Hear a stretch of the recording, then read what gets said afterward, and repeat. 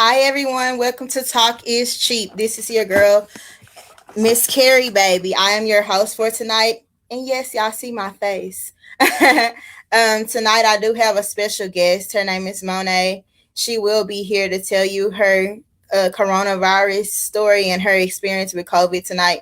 And this is Standing Covation. I do want to promote some people and shout some people out. First, let's shout out Guy Ramsey. I was on his show a few weeks ago talking about Black Lives Matter along with a great panel. So check out his podcast, which is Some Guy's Opinion, and then the episode that has me on there in the wonderful panel will drop on July the 10th. So you guys be checking that out and y'all look for that. And I just want to thank you guys for all your support and us just coming together for that movement. And then also, I want to give a big shout out to Doughboy Jenkins, a dirty scumbag.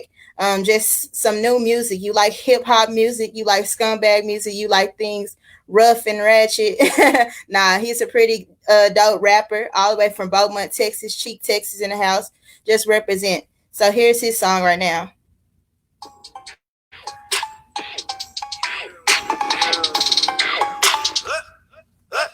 Right. This is Scumbag Land, and this is where you can get murdered. Big scumbag, about to get it cracked. Looking like Samuel Hung and action. I don't find no purpose as I burn the urban stare. Call a nigga Mr. Roller joint every time my nerves get bad. Going outside, I ain't going out, I'm staying in. The ghost face full of the screw tank clan. Big's an old dirty bastard. I'm a dirty scumbag, man. Every day I'm getting lit, the young.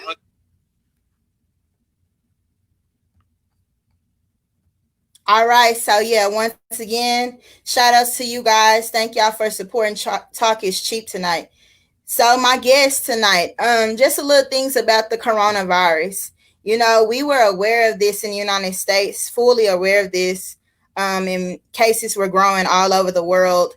And so it's another, thing that has brought us together. And y'all know I'm from Dallas, so our cases have been going up. They've been going down. So people are really wondering, where did this virus come from? How did it start? Like, what's really going on? And so when it comes close to coming towards families or family members getting it or friends getting it or people dying from it and the symptoms are going higher and higher, what are some things that we can do to protect ourselves? And I started to wear my mask, nah, even on video, but that I really do like promote you guys and want you guys to really wear your mask and just follow the rules. Just social distance. I know we want to have fun. I had plans to go on a trip and everything this year. And my birthday is in two weeks, So I just plan to like really enjoy myself this year. And it got shut down because of the virus. I know I have friends that have weddings planned that they're really having a difficult time planning those due to this virus. And it really, I really didn't take heed to it until people that I knew or people around in my circle end up getting it. So I do have a young lady on here tonight. She goes by the name of Monet, and she's a mother of two. She lives in the Dallas Metroplex, and she ended up contracting the virus as well. She was told that she got it. So she's here tonight to just tell her story and to share some things and share how she was feeling.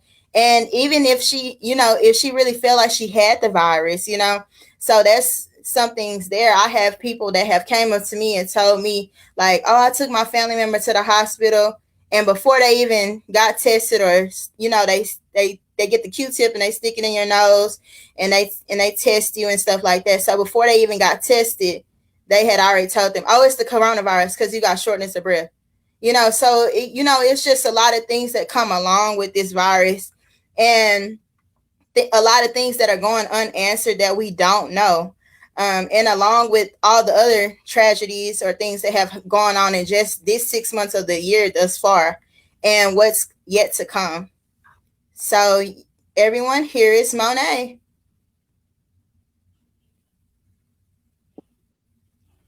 Hi, Monet. Hi.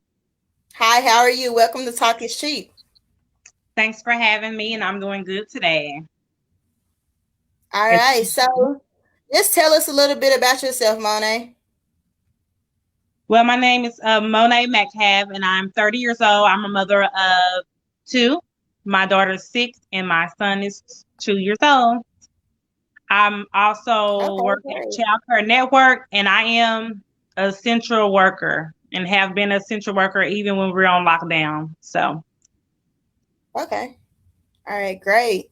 So what are some things in your everyday life that you feel like you were moving around to did you ever feel like you were moving around too much when this virus came up? Like what was your first thoughts when you first heard about the virus? my first thoughts were to stay at home. I, all the family gatherings, we stopped them. Mhm. No church.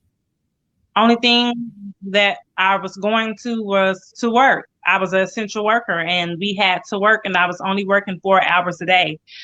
Yeah. And was told to follow the rules, masked every day, Mhm. gloves before we go enter the building, temperature, and everybody was getting inside of the building, Yeah. um, showing no symptoms.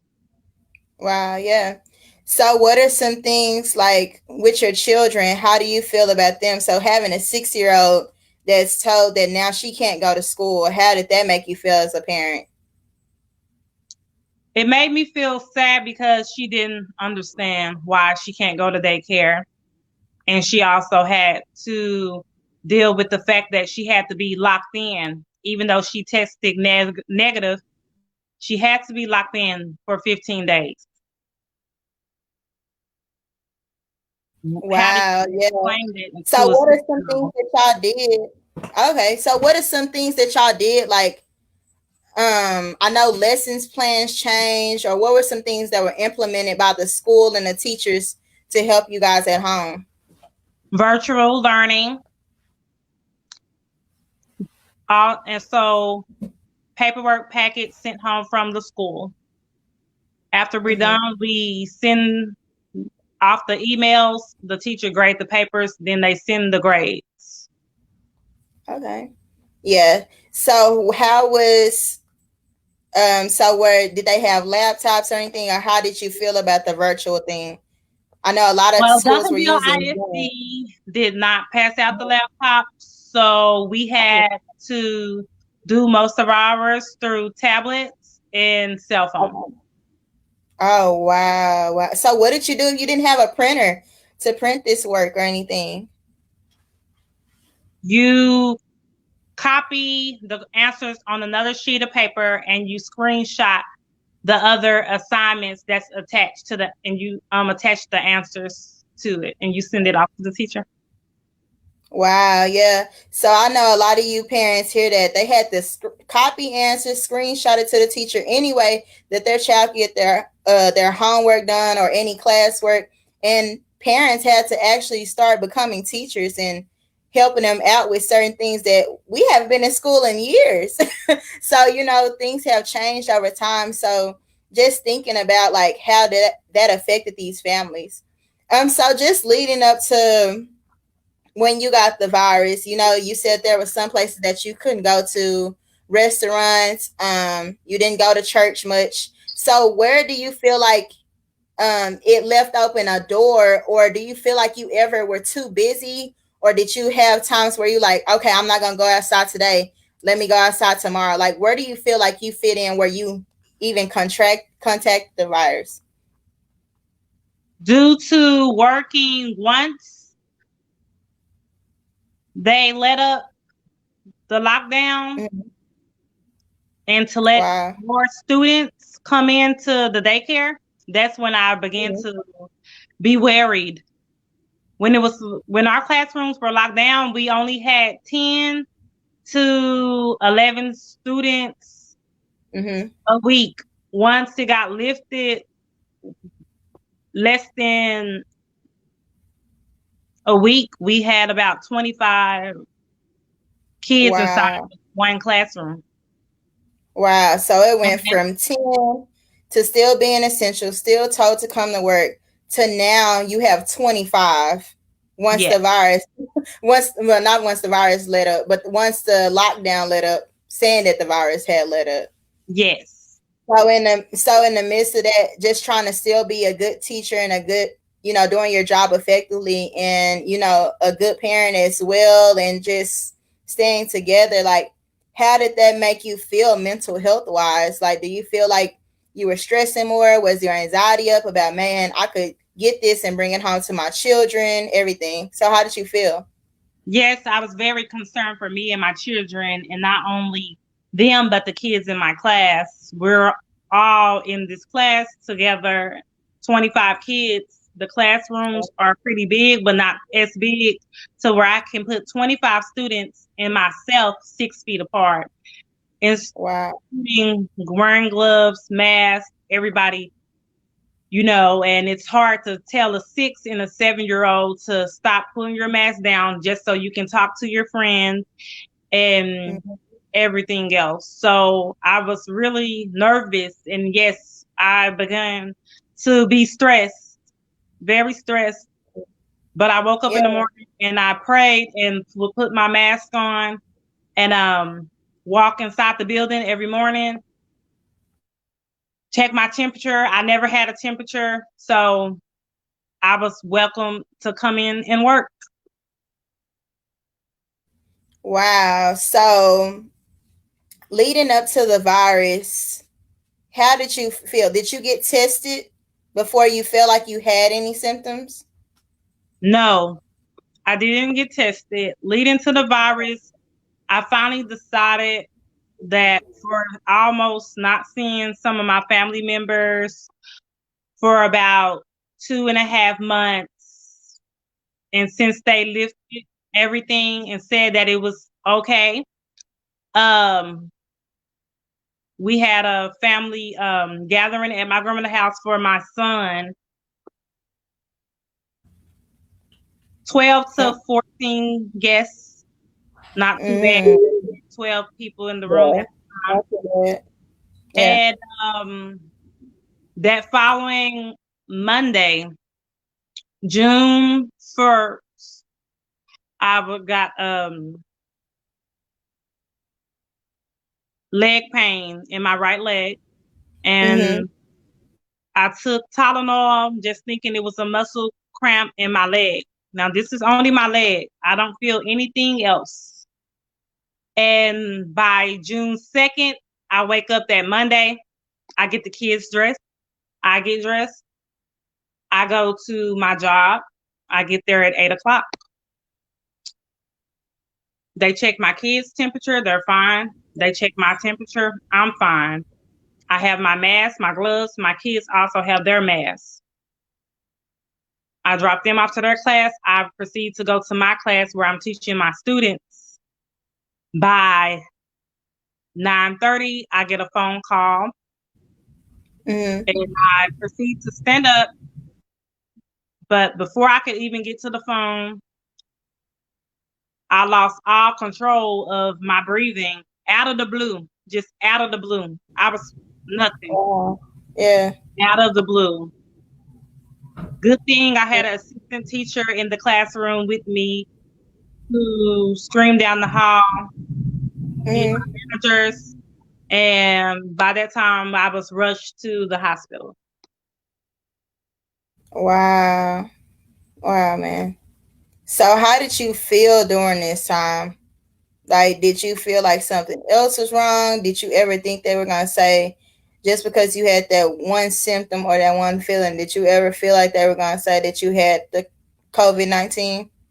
With COVID-19, I heard you have a lot of different symptoms. So that really too much didn't really come to my mind at first, because in my family, we have asthma and heart issues also run in my family. So Mm-hmm. I was very scared. My mind went to a lot of things. But once the x-rays and everything came back fine, that's when they said, let's test you for COVID. And then that's when I got Okay. concerned, because I heard so many people say they had it and Yeah. the symptoms are so different. Because Yeah. the only one symptom that I had was that day, to where I lost all control of my breathing before I Wow. was diagnosed. with COVID-19. Yeah. So how long did it take after testing at the hospital when you went? You said you passed out. In So the how long did it take after testing for your results to come back? in the hospitals, it's faster to get back Uh-huh. test results. I was Okay. tested Monday, June 2nd, and by June the 3rd at 2:30, that's when I got the phone call that I tested positive for COVID-19. I know So everybody what? else's experience is different, but I also was proceeded to take Tylenol if any aches and pains happen. Then I asked her, is there anything or what else can I do? And she told me to quarantine for 15 days Mm-hmm. and retest after, and that they're sorry, but it's nothing else that they can do for me. And I thought Wow. that was kind of heartless because that was it. She told me fat blank, it's nothing else that we can do for you. Wow. So so she got tested in the hospital, everyone, and then she got her results within a day's time.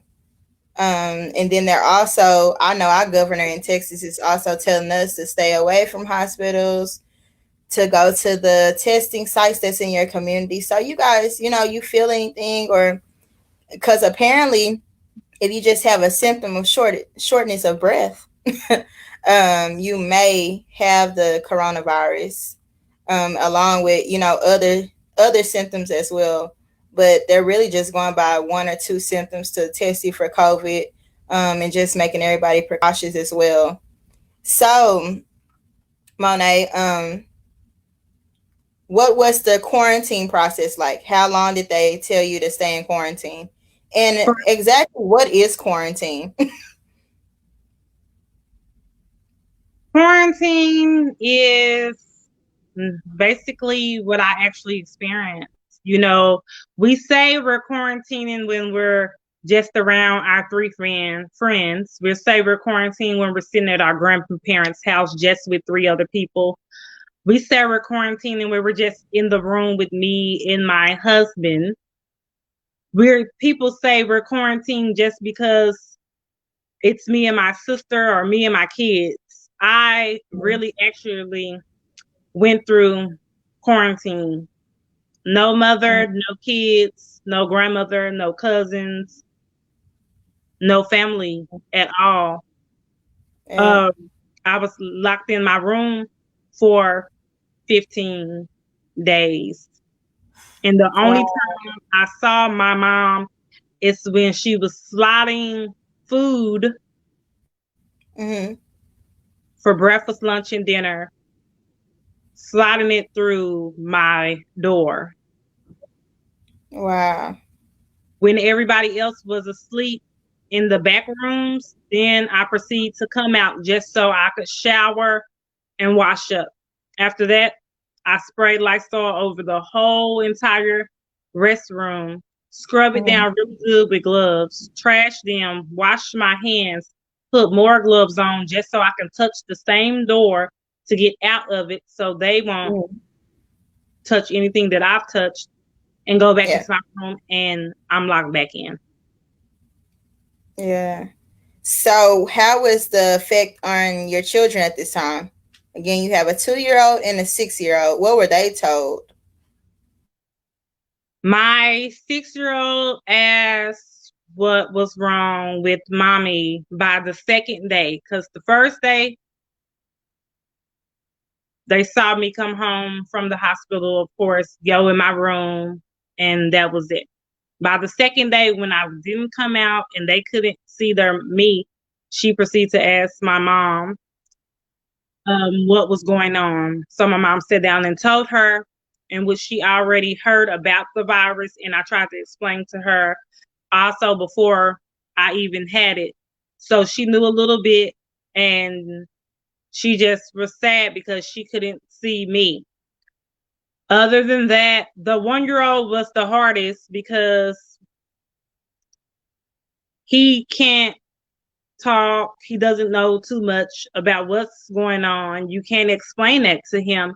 So that was the hardest child to be away from, because he's kicking the door. He's trying to break in. He's screaming, "Mommy." He knows I'm inside, but he doesn't know why he can't see his mother. Yeah. Wow. So just having to explain this process to your kids is hard. So how was it the 15, like what did you do in the 15 days locked in your room, can't see your family, can't, barely talk to someone, probably is feeling bad because you like, well, do I have it? Do I not have it? So what did you do for this entire 15 days? And guys, it's probably a little longer than 15 days I've heard, because you have to wait till you get tested again. Yeah. So we're gonna go with what did you do for the 15 days? Yes. My first day was really hard because that's when I got the call, and I was already locked inside of my room just to take precaution and wait for the test. Mm-hmm. I literally cried and broke down, and that's when I decided to call my dad, because the doctors literally said it's nothing that we can do for you. Everybody's story is different, but mine was, it's nothing we can do for you. Take Tylenol if you start feeling pain. Mm-hmm. I didn't want to hear that because that's scary. I have COVID-19 and there's nothing you can do for me. Mm-hmm. So I reached out to my dad. So that was my first day. A lot of crying and a lot of depression. Yeah. By the second day, I finally heard from my dad, which proceeded to start right away, saying that it is stuff out there that can help you get over this that they're not telling you about. Some people don't know the correct procedures. He Exactly. said Totally agree. on the bright side, you didn't stay in the hospital, because most of the dying people that have had COVID and have died have been inside of the hospitals. My choice was to come home. I didn't want them to doctor or do anything with them telling me that we can give you oxygen, but we can't do anything else for you. I didn't want that choice. So by day 4, my life had became these 4 walls with a Bible that I have now sitting in front of me and the Bible study book.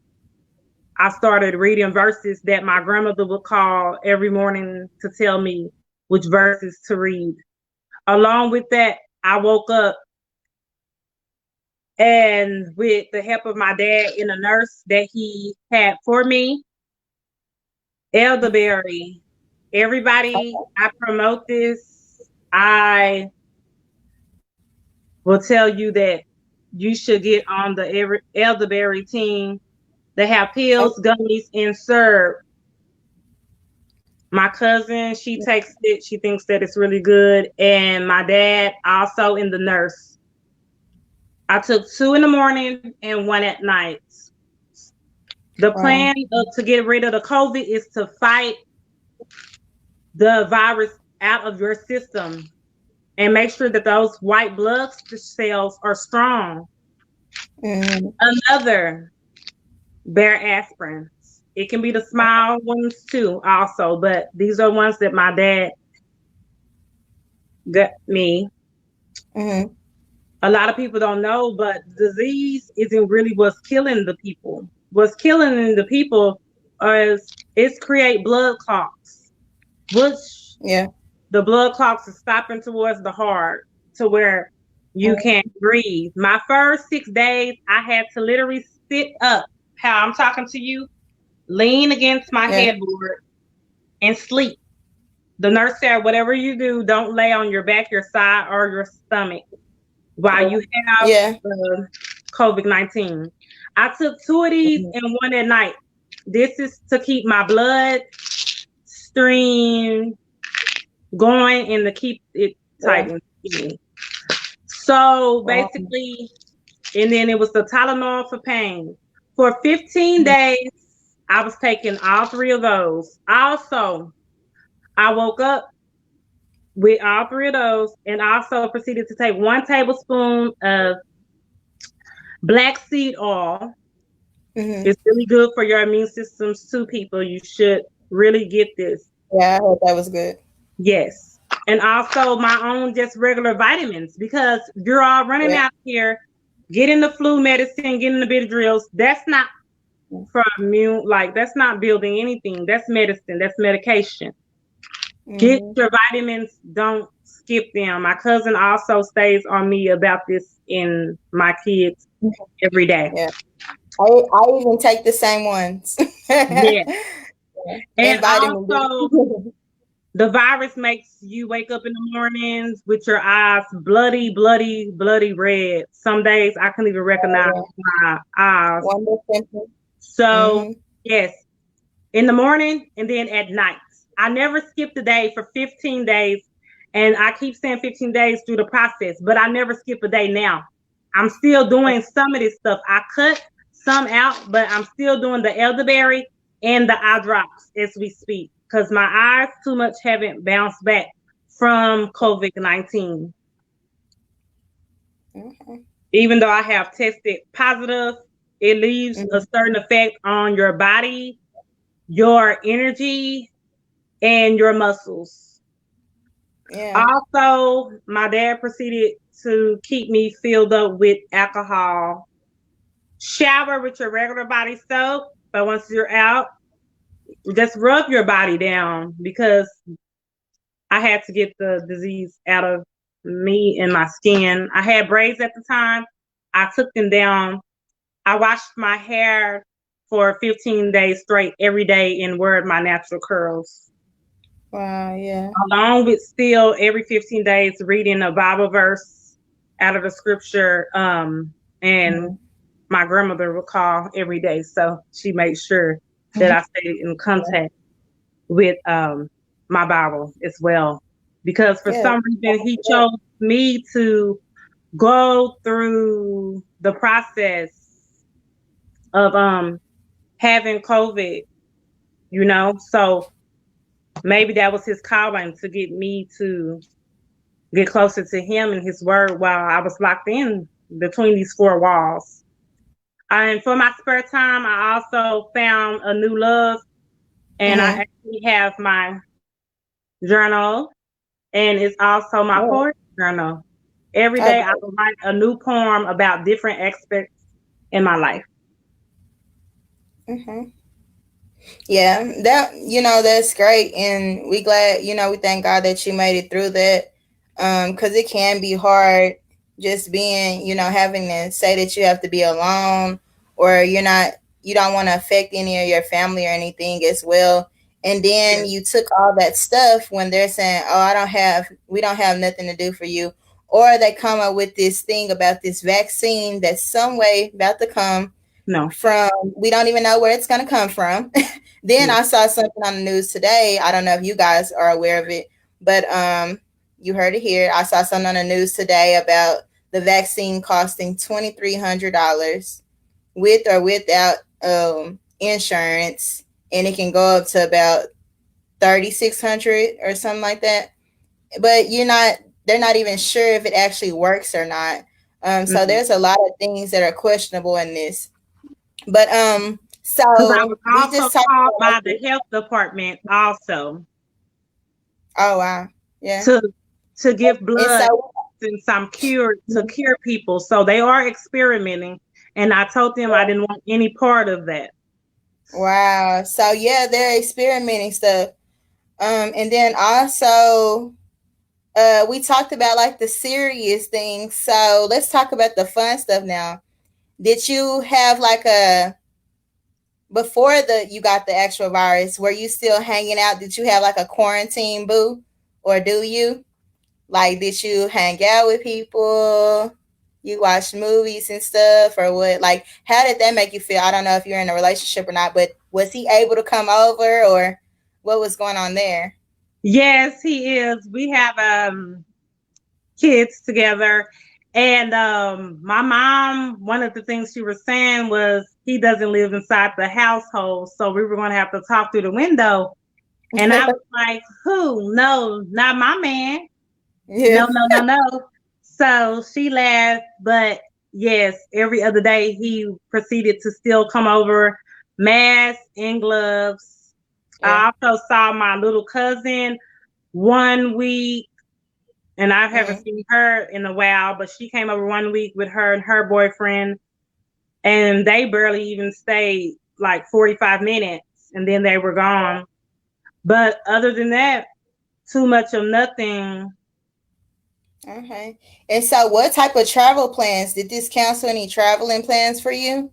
Yes, Miami, but next Yeah. year, hopefully. That was one of my plans too, as well. But yeah, it did. It canceled a lot of things. So we're just having to adjust to this. And then the thing is, we don't even know how long it's going to last. Um, but I do want to thank you, Monet, for sharing your story. I hope you guys got a lot of information from this, taking vitamins, quarantining, really self care. And that's what I like to promote a lot in mental health is to always self care, and always be aware about things and make yourself knowledgeable on a lot of things that's going on in the world. We hate to hear it. I know I'm tired of hearing about the coronavirus every day, or or me as an essential worker, I'm tired of them having us kiss their butts about being, oh, y'all doing such a great job. Yeah, I'm putting my life in danger for everybody. But at the same time, it's really touching, like I said, to know someone in my circle that had it, for them to share their stories, and then also just for them to make it through. So, Monet, any last words for our viewers tonight? Keep your heads up, guys. COVID-19 is real. Keep your mask, sanitizer, and gloves. And you guys stay prayed up, and keep your heads up. And let's just all work through this together. And don't forget to watch your movies while quarantining. Yeah. All right. Thank you, Monet, and thank you. This is Talk is Cheap. Have a good one. So everyone, yeah, I had Monet here. She told her story about her coronavirus. This has been, we talk so serious sometimes, but it is a serious thing as well. And just trying to, have fun in it all, and really just bring everybody together, because you're not going through this alone. It could be someone it could be someone, a lot of strangers are going through a lot of things as well. I've seen cases rise up from over 2 to 300 each day. I do watch the numbers on like Facebook. They have the coronavirus updates. I'm also, like I said, I mentioned I'm essential as well. So being in social work field, I'm always around other, different types of people that I don't even know what they are. I have been hanging out in a few hospitals. I wouldn't say hanging, but I have been checking on my individuals that have been in the hospital and they have crisis. So being in the psych unit, you don't know where those people come from. So I have taken my own precautionaries to wear my mask. They're checking your temperatures at the hospital, um, and just also making myself aware. And I haven't been to many gatherings myself at all either. And like I said, I had traveling plans as well. So just know that we're all on the same page. Hashtag we care for you, and hashtag for mind, for body. So yeah, guys, hope y'all enjoyed the show tonight. This is Talk is Cheap, and y'all know what I like to do at the end. Now, here's the national hotline numbers, and you guys be safe. And I'm out. Have a good one.